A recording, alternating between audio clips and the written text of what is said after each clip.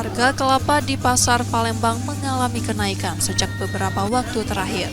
Saat ini, satu butir kelapa dijual seharga Rp15.000, naik tajam dari harga sebelumnya Rp9.000.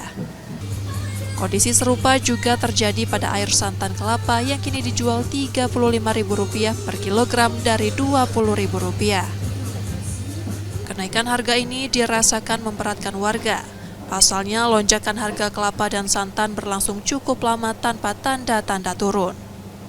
Warga pun berharap harga segera kembali stabil agar tidak terlalu membebani kebutuhan sehari-hari. Dari puasa, ya puasa. Harganya turun lagi, baik lagi Rp20.000. Salah satu pedagang kelapa mengungkapkan kenaikan harga mulai terasa sejak bulan Ramadan lalu.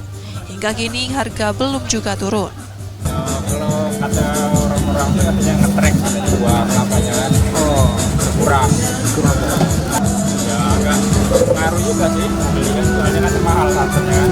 Kalau harapannya semoga cepat normal lagi gitu kan. Dampaknya omset penjualan pedagang ikut menurun karena konsumen mulai mengurangi pembelian atau mencari alternatif lain. Nur Muhammad, Kompas TV, Palembang, Sumatera Selatan.